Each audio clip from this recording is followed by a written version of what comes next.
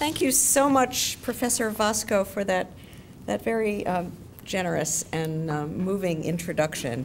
And let me also thank Dean Singer and Associate Dean Mogisi and those who made possible this Vico lectureship, those who established it. I think the choice of Giambattista Vico as the banner, the name for this series is quite inspired. And I came in as they were flashing various quotes from Vico, all of which were quite interesting. I may have come too late to see my favorite quote. I don't know if it was there or not, but I'll try to, I can't quote it verbatim, but I want to try to paraphrase it at least. It's when Vico wrote that one can best understand those things that one has oneself made. And therefore man, as he says, but he meant human beings, man can understand human history much better than he can understand God, because man has made human history. This is the Vico that means a great deal to me, and I think it's serendipitous to have been invited here under that framework to deliver the lecture that I propose to give to you now, because it is very much inspired by this sense of the centrality of the history that we make for our understanding, but also for the possibilities of what we can make next in the future. So as I listened to Professor Vasco's introduction, which went back to some work I did decades ago about questions of the welfare state, I can see that I'm coming full circle again, and we'll be dealing with those same issues, albeit in a slightly different way. And I want to start by noting that the current crisis of neoliberal capitalism is altering the landscape of critical theorizing. During the last 2 decades, most theorists kept their distance from the sort of large-scale social theorizing associated with Marxism. Apparently accepting the necessity of academic specialization, they settled on one or another branch of disciplinary inquiry conceived as a freestanding enterprise.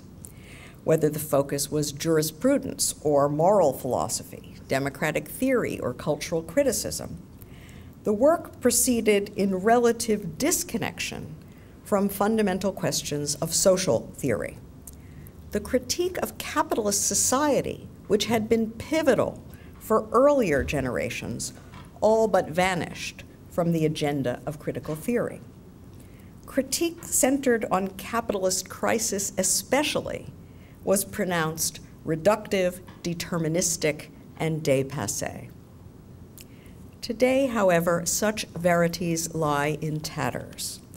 With the global financial system teetering, worldwide production and employment in free fall, and the looming prospect of a prolonged recession, if no longer a global depression, capitalist crisis supplies the inescapable backdrop for every serious attempt at critical theorizing.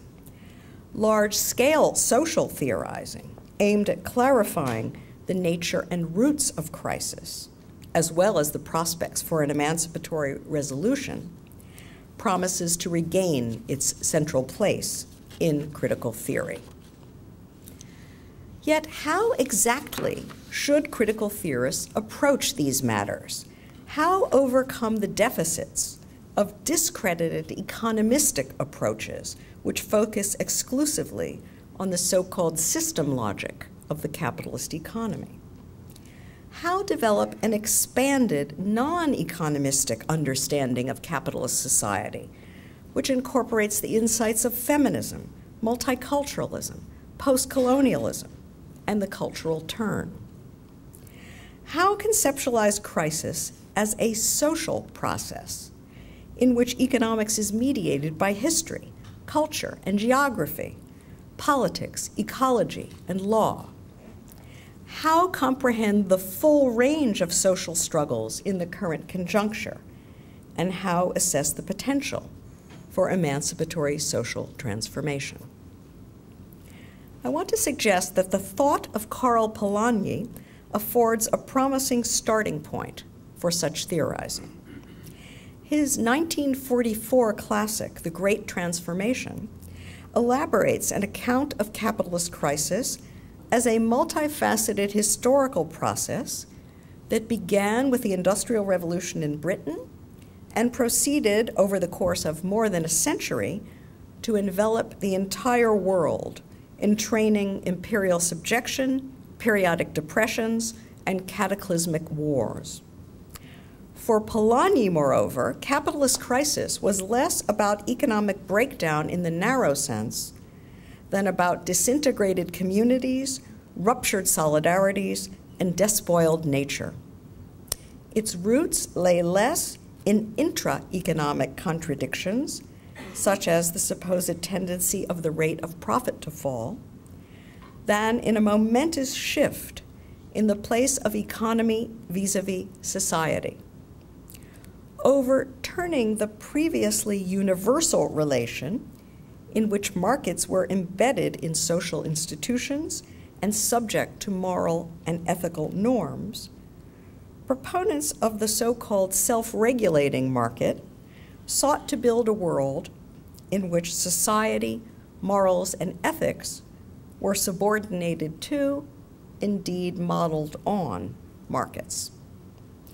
That aspiration, inherently self-undermining and unrealizable, drove developments so deeply destructive of human society as to spark an ongoing counter-movement for the latter's protection. It was what Polanyi called this double movement, that is, unregulated marketization followed by demands for social protection, that led, in his view, to fascism and world war. So here we have an account of capitalist crisis that transcends the cramped confines of economistic thinking. Masterful, capacious, and encompassing action at multiple scales, the Great Transformation weaves together local protest, national politics, international affairs, and global financial regimes in a powerful historical synthesis. Like Marx, Polanyi emphasized social struggle, but in place of the conflict between labor and capital, he foregrounded the struggle between forces favoring marketization and cross-class movements for social protection. Like Marx, too, Polanyi sought to influence history, but his attitude to markets was more complex. Written with the aim of shaping the post-war order, The Great Transformation constitutes a brief for a new democratic regulatory regime that would defang markets, removing their sting without suppressing them altogether. Now, these points alone would qualify Polanyi as a promising resource for those who seek to understand the travails of 21st century capitalist society. But there are other more specific reasons for turning to him today. The story told in The Great Transformation has uncanny echoes in current developments. There is at least a prima facie case for the view that the present crisis has its roots in recent efforts to disencumber markets from the regulatory regimes, both national and international, that were established in the aftermath of World War II. What we today call neoliberalism is nothing but the second coming of the very same 19th century faith in the so-called self-regulating market that unleashed the capitalist crisis Polanyi wrote about.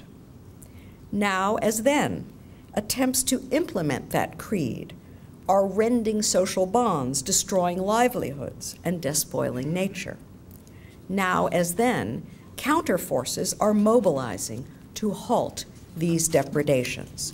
So on its face, today's crisis is plausibly viewed as a great transformation redux. For many reasons, then, Polanyi's perspective holds considerable promise for theorizing today. Yet critical theorists should not rush to embrace it uncritically. Even as it overcomes economism, the Great Transformation turns out, on closer inspection, to be deeply flawed. Focused single-mindedly on harms emanating from disembedded markets, the book overlooks harms originating elsewhere in the surrounding society.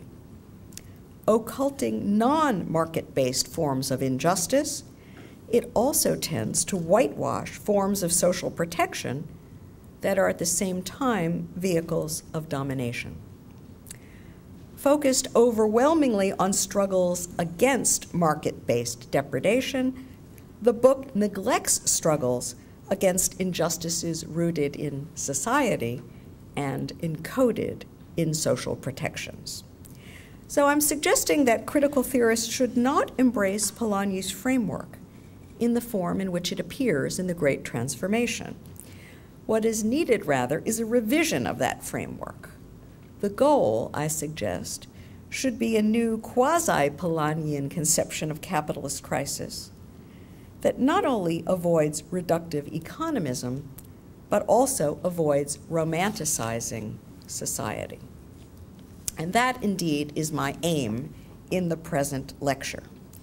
Seeking to develop a critique that comprehends society as well as economy, I propose to broaden Polanyi's problematic to encompass a third axis of social struggle that cross-cuts his central conflict between marketization and social protection.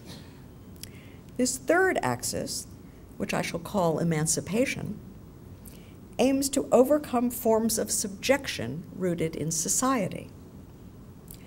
Central to both iterations of the Great Transformation, the one analyzed by Polanyi and the one we are living through now, struggles for emancipation constitute the missing third that mediates every conflict between marketization and social protection. The effect of introducing this missing third will be to transform the double movement into a triple movement, encompassing the three terms in the title of my lecture: marketization, social protection, and emancipation.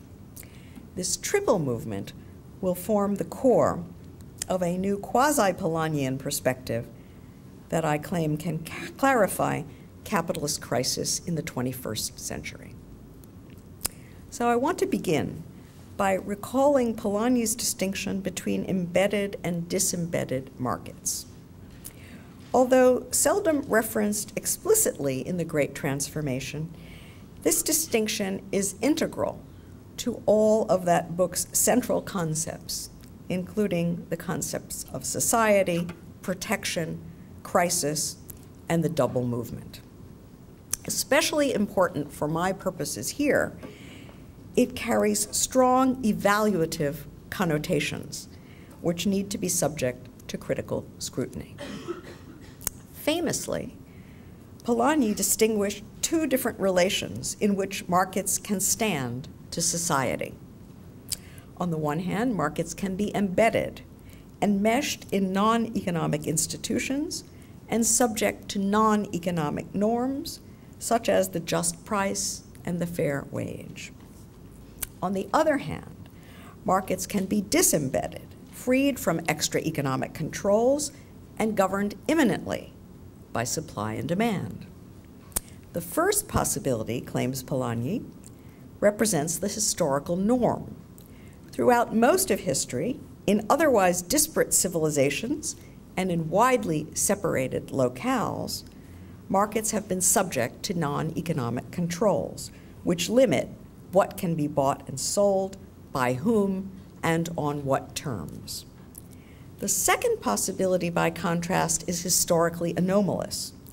A 19th century British invention, the so-called self-regulating market, was an utterly novel idea whose deployment, Polanyi contends, threatens the very fabric of human society. For Polanyi, markets can never, in fact, be fully disembedded from the larger society. The attempt to make them so must inexorably fail. For one thing, markets can function properly only against a non-economic background of cultural understandings and solidary relations. Attempts to disembed them destroy that background. For another, the attempt to establish self-regulating markets proves so destructive of the fabric of society as to provoke widespread demands for their social regulation. Far from enhancing social cooperation, then, the project of disembedding markets inevitably triggers social crisis. Now, the Great Transformation recounts the process by which British commercial interests sought to engineer that impossible creature, the self-regulating market.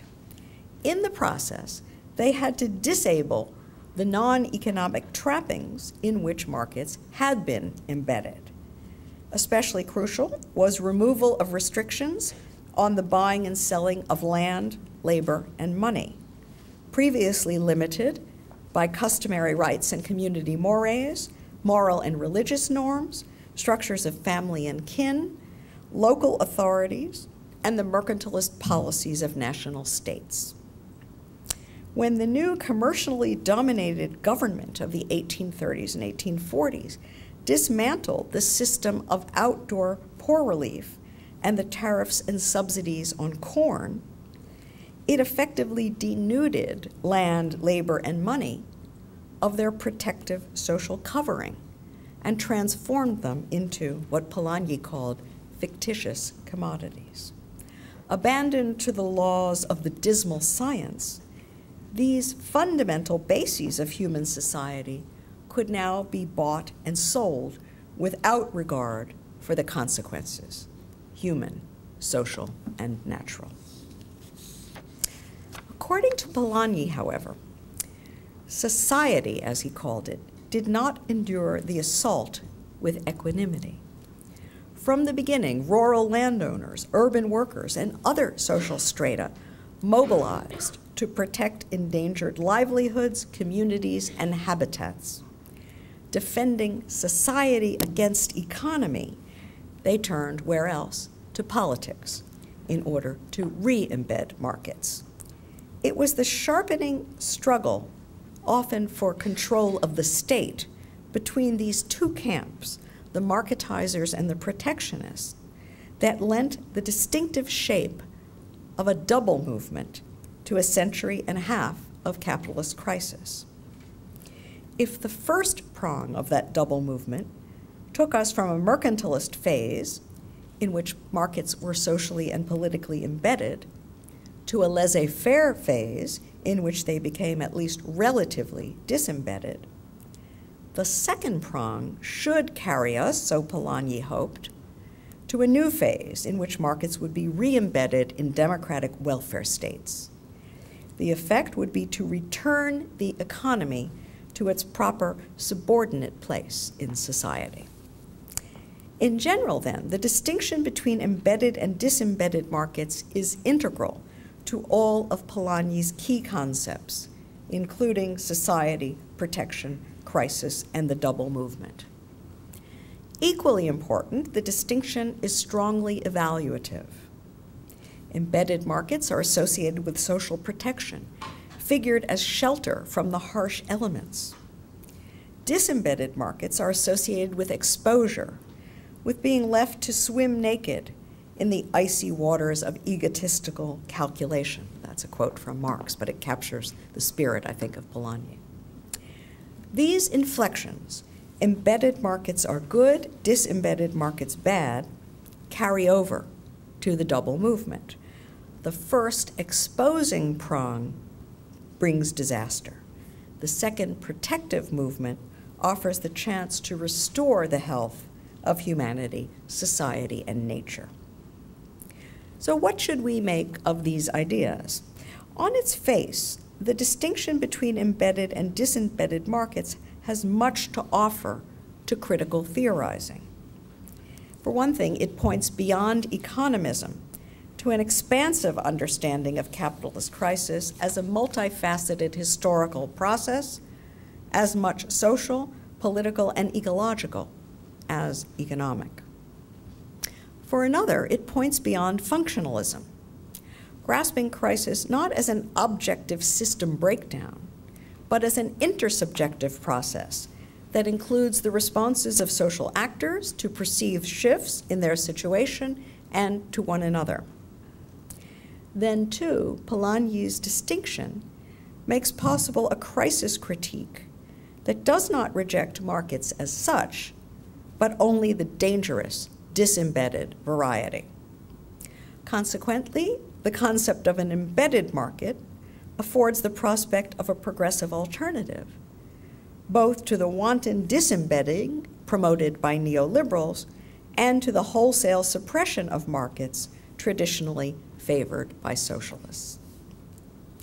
Nevertheless, the evaluative subtext of Polanyi's categories is problematic. On the one hand, his account of embedded markets and social protections is far too rosy. Romanticizing society, it occults the fact that the communities in which markets have historically been embedded have also been the locus of oppression. Conversely, Polanyi's account of disembedding is perhaps too dark. Having idealized society, it occludes the fact that whatever their other effects, processes that disembed markets from oppressive protection contain at least a moment of emancipation. Now, let me be clear, Polanyi never intended to idealize traditional society, let alone to endorse oppression. An independent socialist, he advocated re-embedding markets in egalitarian democratic regimes precisely in order to forestall the return of authoritarian fascist alternatives. In other words, he recognized that not all regimes of protection are morally equivalent. But Polanyi never translated that sound moral intuition into theoretical terms. Conceptually, his framework remained tied to this inadequate evaluative distinction between good embedded markets and bad disembedded markets. Present-day critical theorists must revise this framework, avoiding both wholesale condemnation of disembedding and wholesale approbation of re-embedding. We must open both prongs of the double movement to critical scrutiny, exposing the normative deficits of society as well as those of economy. We must validate struggles against oppression wherever it roots. To this end, I propose to draw on a resource not utilized by Polanyi, namely the insight of emancipatory social movements. Unmasking power asymmetries occluded by him, these movements exposed the predatory underside of the embedded markets he tended to idealize. Protesting protections that were also oppressions, they raised claims for emancipation. Exploiting their insights and drawing on the benefits of hindsight, I propose to rethink Polanyi's double movement in relation to struggles for emancipation. Now, to speak of emancipation is to introduce a category that does not appear in the Great Transformation. But of course, the idea, and indeed the word emancipation itself, figured importantly throughout the period Polanyi wrote about.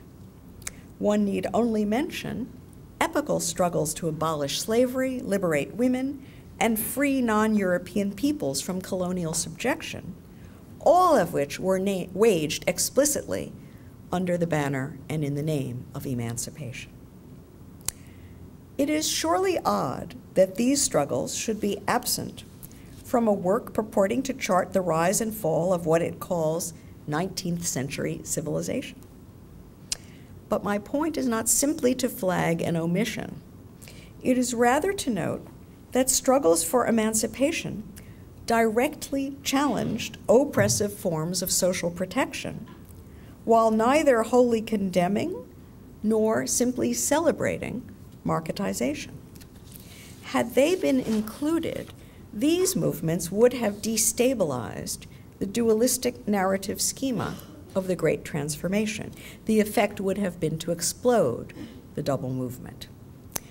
To see why, consider that emancipation differs importantly from Polanyi's chief positive category, social protection.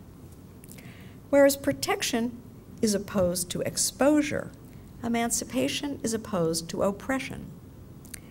While protection aims to shield society from the disintegrative effects of unregulated markets, emancipation aims to expose oppressive relations wherever they root, in society as well as in economy.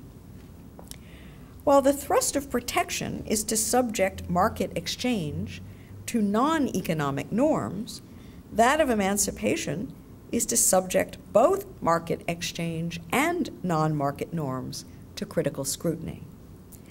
Finally, whereas protection's highest values are social security, social stability, and social solidarity, emancipation's priority is social justice. And of course, these values can conflict.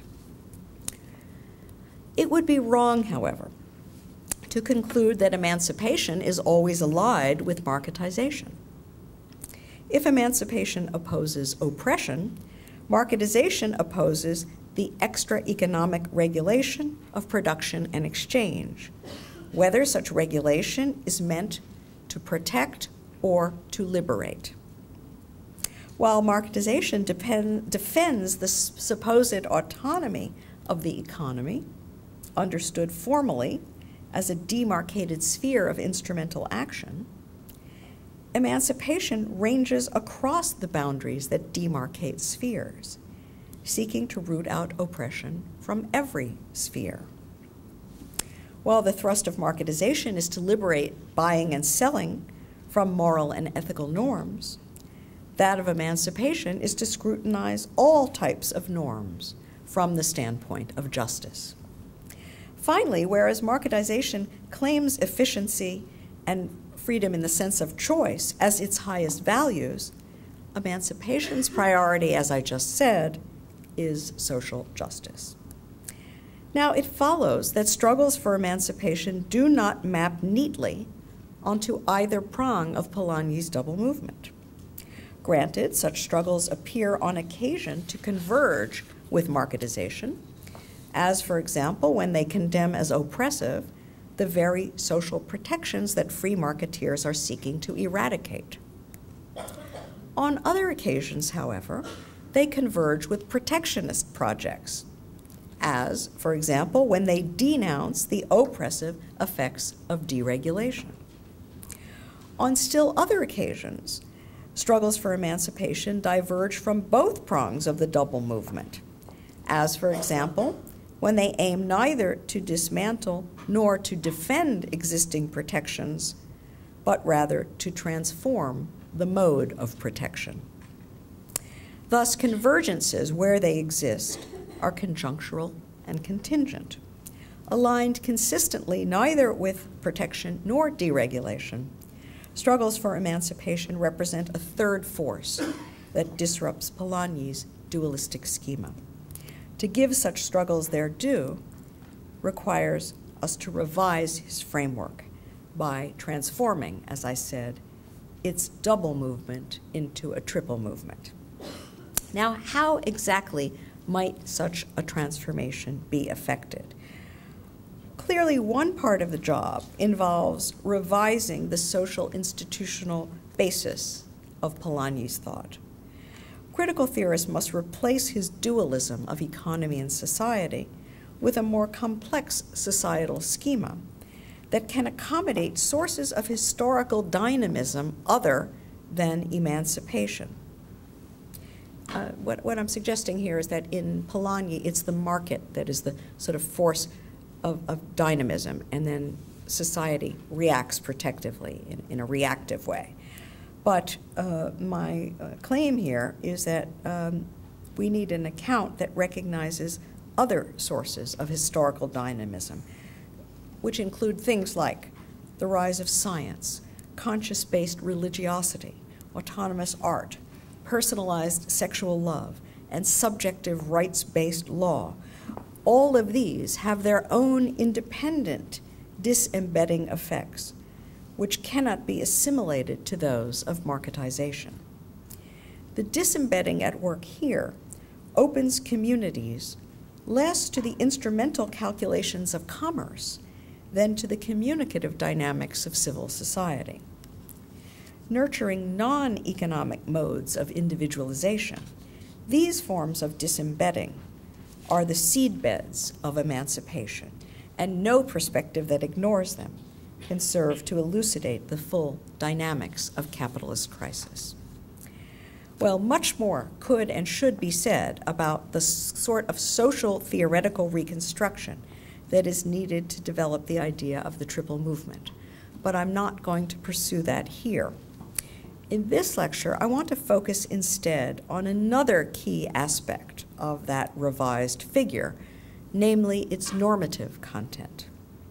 Now, here again, I depart from Polanyi, who, as I said, never sought to systematize the normative intuitions that pervade his writings, and who therefore missed the chance to develop a more adequate basis for evaluating projects of deregulation and social protection. Unlike him, I assume that critical theorists need to clarify and indeed justify the normative bases of social critique. How then ought we to understand the normative content of emancipation? Let me ask you to consider just 4 of the many, many social movements that have mobilized under that banner, namely feminism, anti-imperialism, multiculturalism, and the New Left. Now, clearly, these 4 movements did not share any single explicit understanding of emancipation, and the modes of oppression they sought to overcome were highly diverse. I believe, nevertheless, that a single normative aspiration subtends most, if not all, of their claims, namely the aspiration to dismantle institutionalized obstacles that prevent some people from participating fully on a par with others in social life. So, for example, a major target of feminist protest was and is an androcentric status order institutionalized throughout society, which precludes women's full participation on a par with men. For anti-imperialists, the central issue has been a division of political economic space that denies non-Europeans the capacity to establish parity of participation in their own societies, and that prevents them from participating on a par with Europeans in transnational society. For multiculturalists, the chief target is a design of public space that institutionalizes majority ethnic or majority religious self-understandings, thereby denying parity of participation to members of minorities. For New Leftists, the burning issue was a bureaucratic organization of social protection that disempowers ordinary citizens and precludes their active participation in democratic life. Now, clearly, these obstacles to participatory parity, as I've called that idea, take different forms. In some cases, the principal locus of oppression is society, while in others, it is the economy, and in still others, it is the state. Thus, the substantive content of emancipation varies accordingly. In some struggles, emancipation means transforming the status order so as to establish the equal standing required for participatory parity. In other cases, emancipation means transforming the political economy so as to ensure access to the resources needed for full participation. In still other struggles, emancipation means transforming the political constitution so as to establish the basis for equal voice in matters involving the exercise of public power. And in still other struggles, finally, and perhaps the majority, emancipation means some combination of the above, or perhaps even all of the above. Whatever the struggle in question, however, emancipation's implicit thrust is to vindicate a single normative principle which oppression violates, namely the principle of participatory parity. Now, elsewhere, I have sought to provide a fuller explication and a philosophical defense of this principle of participatory parity. Here, I want simply to note that it provides an account of emancipation that befits this figure of the triple movement that I'm trying to develop here.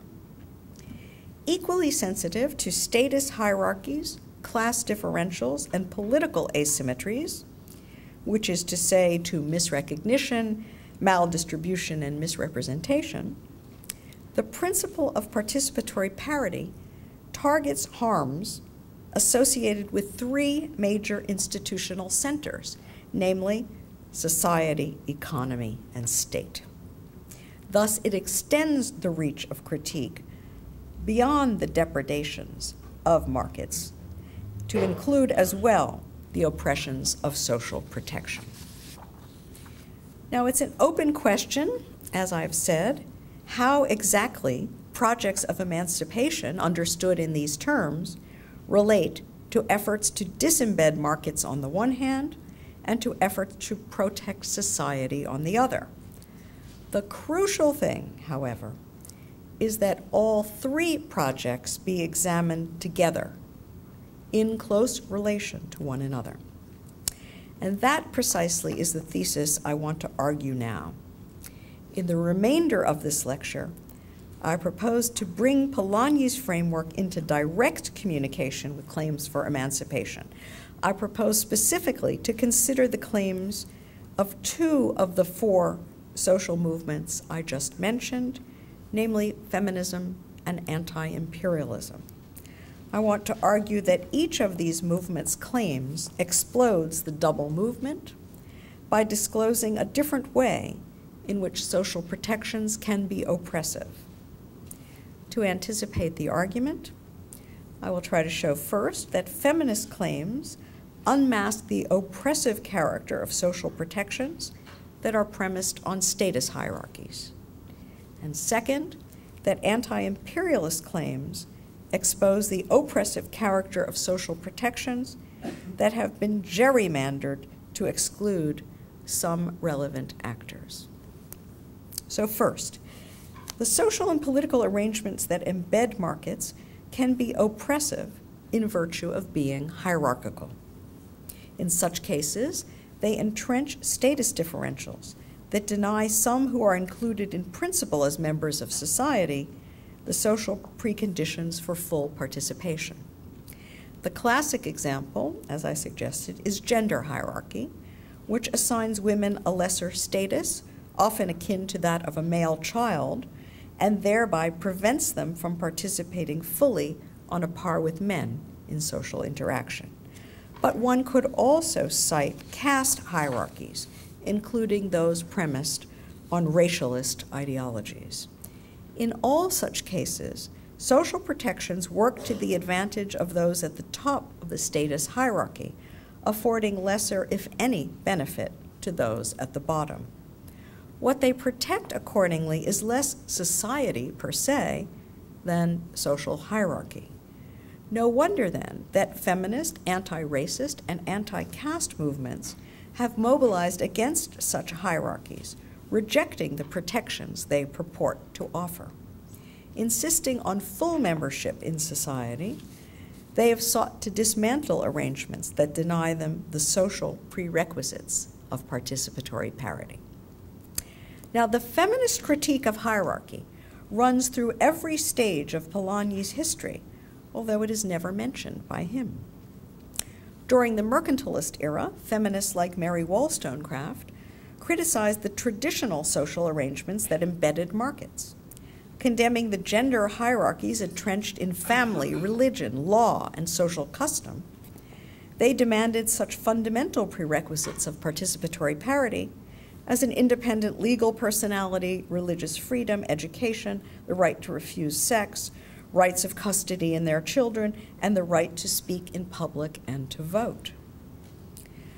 During the period of laissez-faire, feminists demanded equal access to the market.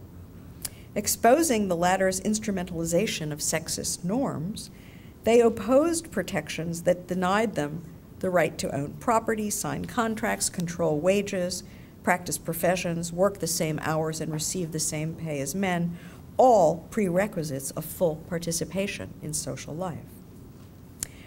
During the post-World War II era, second-wave feminists targeted what they called the public patriarchy instituted by welfare states.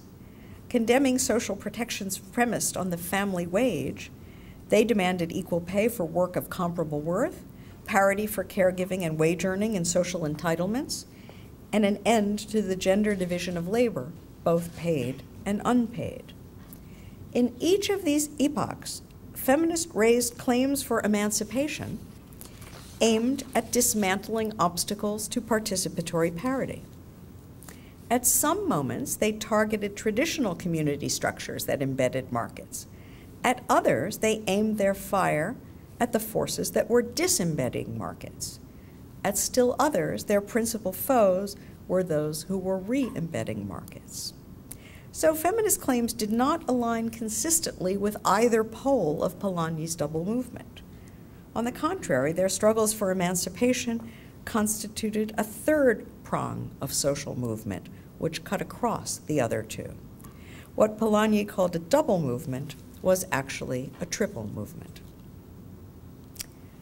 Now, the social and political arrangements that embed markets can also be oppressive in another way, in virtue of being misframed. Misframing is a neologism I have coined for mismatches of scale. In this case, a mismatch between the scale at which markets are embedded on the one hand and the scale at which they expose people to danger on the other hand. The oppression of misframing arises when protective arrangements wrongly exclude some of those exposed while saddling them with the cost of protecting others. Misframing differs from hierarchy as a mode of oppression, whereas the latter denies parity to internal subordinates, the former excludes external others. Thus, while hierarchical protections deny peer standing to some who are nevertheless recognized as members of society, misframed protections deny the status of membership to some on whose activities society relies. The clearest examples of misframed protections are those associated with colonialism and its post-colonial neo-imperial successor regimes. In these cases, the arrangements that embed markets serve the citizens of the metropolitan powers at the expense of peripheral subjects. The latter's exploitation subsidizes the former's protection. Polanyi himself laid the basis for the critique of misframed protections, although he did not articulate it explicitly. In The Great Transformation, he observed first that political states are necessary prerequisites for successful social protection, and second, that they are unevenly available in the modern world. He writes, and I quote, "If the organized states of Europe could protect themselves against the backwash of international free trade, the politically unorganized colonial peoples could not.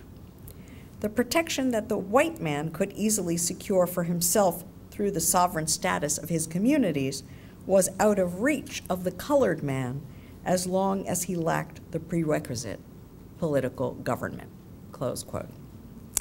So what exactly had caused the colored man's lack? At the height of what they called laissez-faire, European powers used their colonies both as dedicated sources of raw materials and cheap foodstuffs, and also as protected outlets for their manufactured goods. Thus, colonialism served to protect European industry and to cushion European peoples from the harshest effects of unregulated capitalism, while depriving colonized peoples of the means of protection. It seemed to follow that colonized peoples would gain protection by achieving independence and acquiring states of their own. But even after decolonization, that goal proved elusive. The reason has to do with another Polanyian insight. The regulatory capacities of states depend importantly on international arrangements.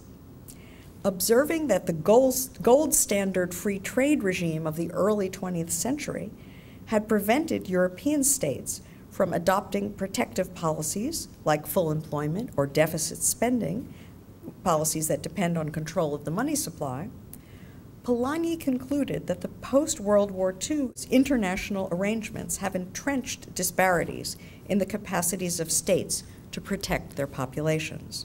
This is not even to talk about failed states. These arrangements, these international arrangements, have permitted the domestic re-embedding of markets by the states of the core, but not by those of the periphery. No wonder, then, that anti-colonial and anti-imperialist movements mobilized against misframed protections. In each historical era, they raised claims for emancipation, claims, again, which cannot be fitted into Polanyi's schema. Prior to independence, they sought national liberation, whether by negotiated transition or armed insurrection. After independence, they challenged the governance structures of the global economy, such as the WTO and the IMF. At some moments, anti-imperialists protested the disembedding of their own local markets from their own pre-colonial societies, a wrenching disembedding carried out by force by the colonial invaders. At others, they opposed the re-embedding of European markets at their expense. So, like the claims of feminists, the claims of anti-imperialists did not align consistently with either prong of Polanyi's double movement. In their case, too, struggles for emancipation constituted a distinct third force. Here, too, what Polanyi called a double movement is better grasped as a triple movement. Well, this previous discussion has established, I believe, two closely interrelated points. We have seen first, thanks to feminists and anti-imperialists, that the social arrangements that re-embed markets can be seriously flawed. Even in democratic welfare states, social protections can be oppressive insofar as they are hierarchical and or misframed. From this, it follows, and this is my second point, that neither the great transformation described by Polanyi nor the one we are living through now can be adequately understood by the figure of the double movement. In reducing the logic of crisis to a two-sided conflict between marketization and social protection, that figure not only occults projects of emancipation, but also distorts our understandings of the very two projects it purports to clarify, just as this anti-imperialist critique shows you that from this other perspective, the whole way of describing this as a battle between protection and marketization is distorted. In fact, neither marketization nor social protection can be adequately understood without factoring in struggles for emancipation. And I want to conclude by spelling out exactly why that is so and what is to be gained by transforming Polanyi's double movement into a triple movement. Now, I want to note first that this idea of the triple movement builds on the principal virtues of Polanyi's approach, even as it overcomes the latter's chief limitations. Like Polanyi's figure, it comprehends capitalist crisis in a non-economistic fashion as a social process that encompasses culture, ecology, and politics, as well as economy. In fact, I would say that the approach I'm proposing here overcomes economism more thoroughly than Polanyi did, as it recognizes a non-economic source of historical dynamism in emancipation. Like Polanyi, too, the Triple Movement understands crisis in a non-functionalistic fashion, as an intersubjective process that includes the responses of social actors to perceived shifts in their situation and to one another.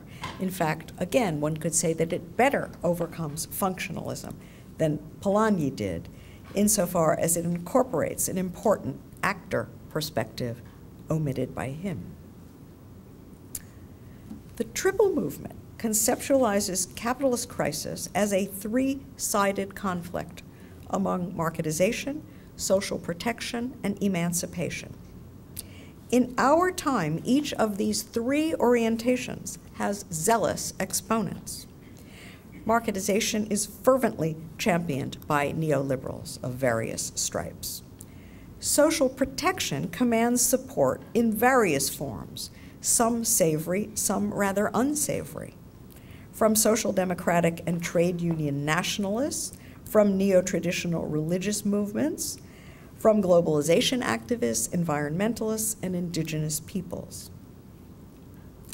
Emancipation fires the passions of the various successors to the new social movements, including multiculturalists, international feminists, gay and lesbian liberationists, cosmopolitan Democrats, human rights activists, and proponents of global justice.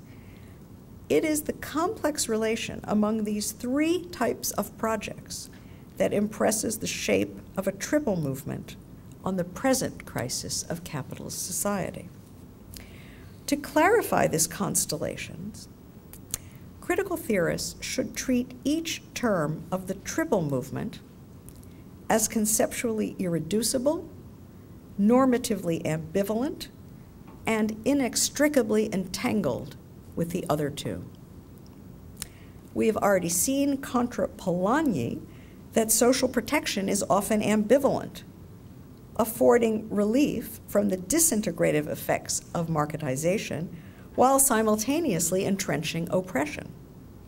But the same is true of the other two terms. Deregulation of markets does indeed have the negative effects Polanyi stressed, but it can also beget positive effects to the extent that the protections it disintegrates are oppressive. Nor, sadly, is emancipation immune to ambivalence, as it produces not only liberation, but also social strains that complicate efforts to build political coalitions that are sufficiently broad and powerful to overcome corporate interests and effectively protect people and nature from capitalist predation. Seen this way, each term has both a telos of its own and a potential for ambivalence that unfolds through its interaction with the other two terms. None of the three can be adequately grasped in isolation from the others, nor can the social field be adequately grasped by focusing on only two terms. It's only when all three are considered together that we begin to get an adequate view of capitalist crisis. So here is the core premise of this idea of the triple movement. The relation between any two sides of the three-sided conflict must be mediated by the third. Now, as I have argued here, the conflict between marketization and social protection must be mediated by emancipation, a mediation that Polanyi neglected and that I would say mainstream post-war social democracy neglected. Equally, however, as I would argue if I had time to give a whole nother lecture, conflicts between protection and emancipation must be mediated by marketization, a mediation that many emancipatory social movements of our time have neglected. In both cases, the dyad must be mediated by the third. To neglect the third is to distort the logic of capitalist crisis and of social movement. Now, this point suggests a way of rewriting Polanyi's project. By theorizing the double movement, he portrayed the conflicts of his time as an epical battle for the soul of the market. Will nature, land, and money be stripped of all ethical meaning, sliced, diced, and traded like widgets, and to hell with the consequences? Or will markets in those fundamental bases of human society be subject to ethically and morally informed political regulation? That battle remains as pressing as ever, if not more pressing, in the 21st century. But the triple movement casts it in a sharper light, as cross-cut by two other major battles of epical significance. One is a battle for the soul of social protection. Will the arrangements that re-embed markets in the post-neoliberal era be hierarchical or egalitarian, misframed or well-framed, difference hostile or difference friendly, bureaucratic or participatory? The other cross-cutting battle is for the soul of emancipation. Will the emancipatory struggles of the 21st century serve to advance the disembedding and deregulation of markets, as arguably many of them seem to be doing today? Or will they serve to democratize social protections and to make them more just? These, I submit, are among the most pressing questions that critical theorists should be posing today. It is in the hopes of clarifying them that I have tried in the present lecture to outline a Neo-Polanyian conception of capitalist crisis. Thank you very much.